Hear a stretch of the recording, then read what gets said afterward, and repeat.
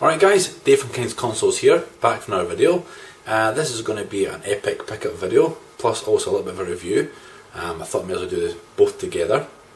Now if you haven't guessed already by the title, I'm actually sitting on the damn thing already. The pickup I got was actually a Playseat. Very nice, as you see. This is going to be my pickups review seat from now on, so you'll see a bit more of this in future videos. I'm going to show you a bit more detail. But yeah, my epic pickup is actually the Playseat and a steering wheel. The Driving Force Pro, which is originally for the PS2 but also works in the PS3.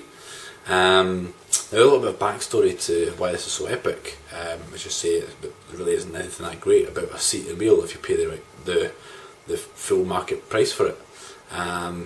My story actually goes a little bit like this. I was just browsing Gumtree, as you do, as many of you do out there, looking for some games and stuff. I came across the Playseat and the wheel, and my eyes about fell on my head because I saw the price. The guy was actually asking £120 for it.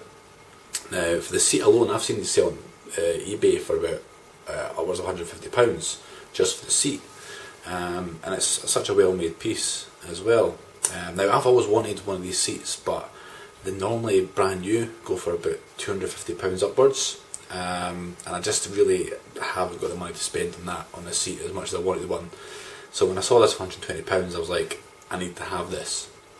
Problem being, I live in a one-bedroom flat with my girlfriend, so what that means is, with my gaming collection already, it takes up a hell of a lot of room. So for me to turn around to her and say, yeah, I'd like to have this seat, it wasn't happening. So then goes to the point, I'm out having a little drink with my mate, says, oh Dave, you'll never believe it, I found this seat 120 quid, and he's like, wow, that's a pretty damn good deal, why did you not get it? And so forth, story I told. And I says, well, you should maybe just try and put a cheeky bid in. So I thought, okay, well, we're having a few babies, I think that's a good idea. Email the guy and say, listen, would you take £100 for it? Thinking that the guy just could turn around and go, right, get a shot. Next morning, I wake up to an email saying, yeah, why not? So then I'm in an even bigger dilemma, thinking, now I have to buy this seat for £100. But now I've got to go and tell the missus that I really want this seat, but I don't have the room. Luckily, after a bit of grovelling and a few terms and conditions into this seat doesn't stay in the living room, he says, yeah, you can go and get it if you want to. So, phoned the guy up, awesome, done the deal, gave him £100, fit it in the car no problem, because this actually folds down in half, and it's actually a lot more compact than you think for the rig once I show you it. So enough of my waffling, I got the seat for £100 and the wheel. I've spent too much time on this. That's one of the reasons why there's been very little video content from me. I've got so many other pickups to show you first, but I just had to do this one as soon as possible.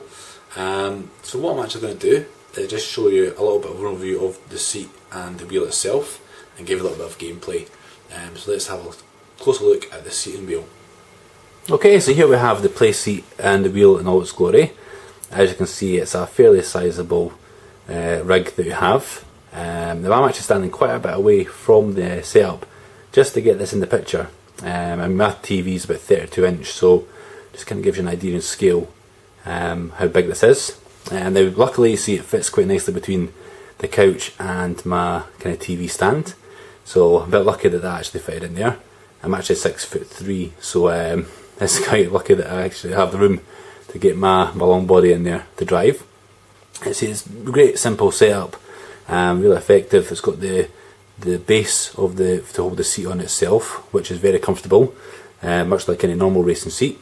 It's got the pedals at the end of the unit under the bar, and then the kind of cross beam which holds the steering wheel, quite nice and snug. The actual wheel has clamps. Thankfully though, the guy that actually I bought this from also put a lot of velcro on, so these things aren't going anywhere when I'm using them to drive. Another thing I forgot to mention actually at the start of the video is I love driving games. PlayStation 1, PlayStation 2, even going back earlier, I love driving racing games, but since I've been an adult and been able to drive, I can't play driving games without a steering wheel. It just doesn't feel right with a controller. So a lot of great titles like Gran Turismo 2, the Colin McRae series, I had to stop playing them because I just couldn't use the controller. It just felt so unnatural. So now I've got the wheel and the seat. I've got Gran Turismo 2 back, got Dirt 3, I've been playing these games. Formula 1 2012, awesome game, which I'll show you some gameplay of shortly. But let's get a closer look. Enough of me waffling again. I'll just pick up the camera. Apologies if it's shaky. I've got this on a tripod at the moment. But there's a nice Playseat logo. As you can see, it's not a leather seat. It's kind of a suede. Black seat itself. So you've got the holes for the seat belts, which is a nice little touch. Not that you'd really want to have seat belts or sort of race harnesses in it, but yeah, it's got a little Playseat logo in the front as well. Now the actual material, get that enough, that's a solid metal base. Same again, it's an aluminium tubing, so it's quite light for its size. Pedals, it's the grips, and let's see, this is the Driving Force Pro. Works also with PCs, I might add. So PlayStation 2, PlayStation 3, PC. You just need the software.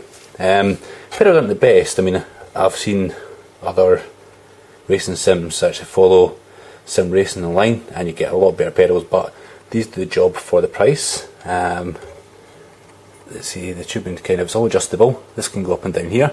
Little knob. Follow up. This also unscrews, which lets this whole section slide back and forward. So me being taller, I actually have quite a long setup. There's the other knob there. So this all moves in and out, and this moves up, so it gets the wheel as close to me because I've got the longer legs. And it's a Logitech wheel. Give it a look there. Lots and lots of buttons. See, it's official Gran Turismo 4 product. Now what I'm going to do is try and set this camera up here so you can get a little look when I'm moving the buttons around. So what I'm going to first of all do is just hit the brake pedal, which will start the game for me. And I'm going to just press an accelerator pedal so you see what this wheel does by itself.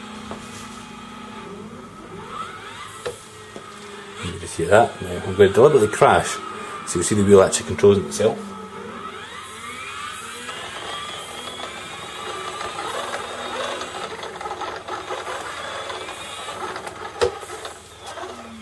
It's okay, there's no ghosts in the room. Yeah, the wheel's actually force feedback, so when you're using it, it will fight against you. And that's what I love about this wheel as well. It's kind of like the arcade machines that back in the day when I had the wheel originally for the PlayStation 1, they were quite terrible, I must admit. It was like on and off. You turned it left, yeah, turn it left, you're not turning left. But this is all analog, so play movement. Now it's a bit loud. And that's the gears of the movement, but to be fair, that doesn't really bother me because I normally play with my headphones on anyway, because I like to have the engine noise in my ears. So what I'm going to do is just jump in the seat and take a couple of laps so you can see the wheel in action, and then I'll probably show a different couple of camera shots of me using the wheel. So excuse my fat arse as I get in the seat. So, little description of the buttons first of all. Here's your D-pad. Now it's kind of a cheapy D-pad, but really this is only used for selecting your menus. You've got your L2 and R2 up here, which for some games, in this case that's your looking back on Gran Turismo. Your L3 and R3 are down the bottom here. Your select and start, and you've got two indicator lights on the top as well, which generator it's on. These are used in other games as well, but primarily in Gran Turismo, there's not much more use for them, as far as I'm aware of anyway. Lovely grip on the wheel. It's got these kind of indentations here. It's a 10-inch wheel, so slightly smaller than the Driving Force GT, which is the Gran Turismo 5 wheel. You've got your shifter up and down on the right hand side, and let's say lovely range of motion when you're steering. Here's the clamps, these just unscrew, and that clamps into the bottom. Don't know if you can see that there, but it clamps to the bottom of the plate itself. So let's have a bit of fun. Oh yeah, there's your normal PlayStation buttons there. Now unfortunately I have to reverse, you have to press triangle. As you see, it's just moving by itself there. If I get this spun round, just do a little bit of driving. Matching the Red Bull car on Gran Turismo 5 at the moment.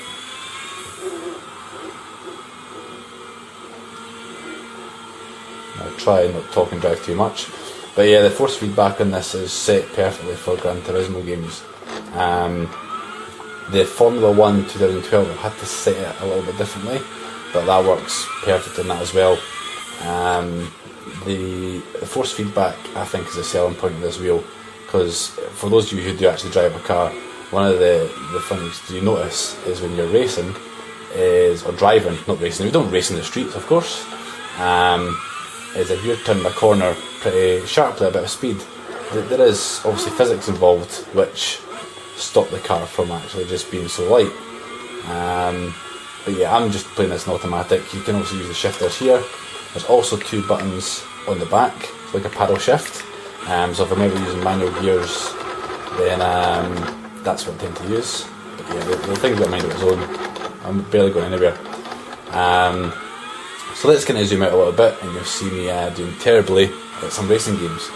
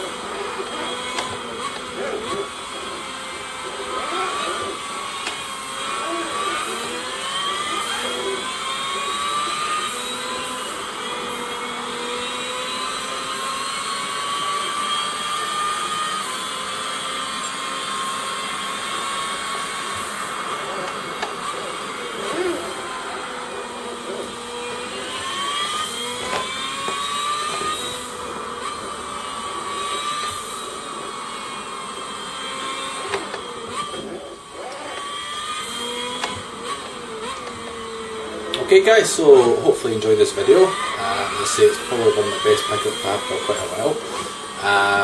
I'll try not to spend too much time on this and get some more content out for you. I've said before, I've got quite a few pickups still to show off, and also I've recently, I suppose I haven't shown it in a video, but I'll just make you aware, I've just put myself up a capture card, so you should hopefully get to see a bit more gameplay. I'm going to start doing a few more reviews, or not even reviews, just kind of overviews of games I enjoy playing and games that are really shit. So we never know which one I'll do first, but certainly that's on the cards. I'm going to start doing a few more video response videos. I've got my setup for that pretty much split on. Never got my chair as well. Yeah, this is Dave from King's Console once again, saying I'll see you at the finish line. And rate and subscribe, please comment. I love it when you leave me comments. It's good to speak to the community. But yeah, catch you later, and peace out.